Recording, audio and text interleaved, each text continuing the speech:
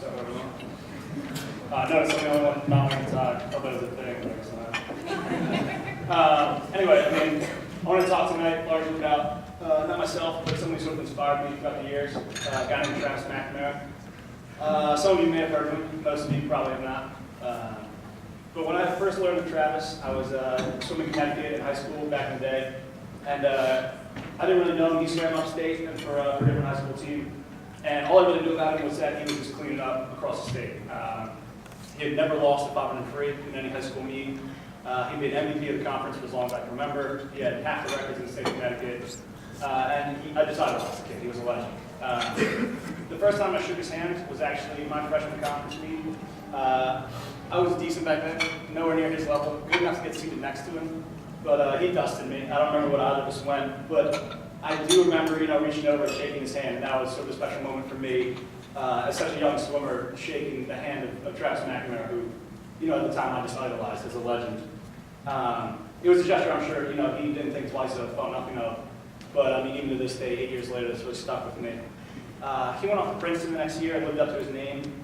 Some of you might know him. His freshman year, he just shattered the 500 free record, broke the record, pool record, team record, all in one go, 418 something. And meanwhile, I was back in high school, following him on the big stage, and really just trying to, fill the shoes that he had left open. I think I did a pretty good job of it. I took down some of his records. I was MVP of the conference for the next 3 years, and by the time I finally got to Yale, Travis was then a senior while I was a freshman. And a lot, like most of the seniors at Princeton, he didn't really age well over his 4 years. So, that was kind of unfortunate for me. I was looking forward to a rematch with Travis. But by the time I died, he was unfortunately sitting on the side and watched his, Paul Nolan and I chased him down and just gave inches from his record. He was pretty relieved. I left that meet with the sort of bittersweet taste of 3 silver medals. It was a performance I couldn't be upset with, but a big part of me was still disappointed that I was not Travis McNamara. I wanted to come out big. I wanted to have a dominating freshman performance like he did, and I really felt like I had fallen short. So I came back sophomore year, and I won the event, Travis's event, as I like to call it, the 5 parade. Still fell short of his record, and fell short of NCAA's, much to Tim's dismay.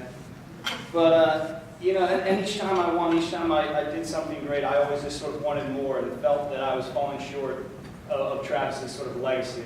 And then the next time I shook Travis McNamara's hand was actually the end of my junior year. And strangely enough, I was looking for an internship and ran across him at Morgan Stanley.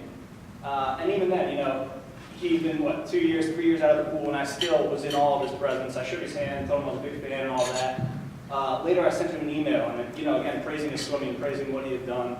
And he wrote back and said, "Thanks for the kind words. I meant to print it out and hang it on my fridge to prove to my roommates that I used to be an athlete." And at the time I chuckled at that, but it also made me kind of sad, because all of a sudden it became too real.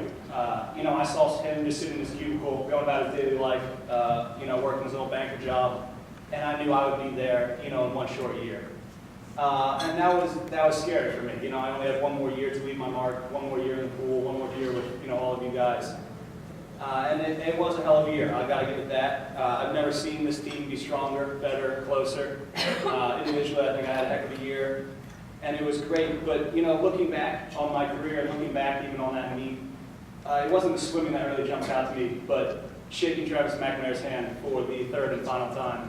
I was on the podium for the 5 free, and it was actually Travis handing out the awards. And that was really just a special moment for me and really surreal. And it was really right then in that moment that I had spent all my years and all my time as a swimmer, trying to create this legacy, just really trying to make swimming remember me. And it was only then when I shook Travis' hand that I realized the real prize was that I will always remember swimming. And just everything that it has been for me and done for me throughout the years. And I guess it was only this year that McNamara's record was finally broken by Swanson, unfortunately. But that record's fall, and I may be the last class of swimmers to even remember Travis McNamara's name. And that's just the way it goes. Everyone's forgotten eventually. Even though Travis McNamara was a legend and now he's forgotten, he will always have swimming, I will always have swimming, and that's something that we can cherish truly for the rest of our lives.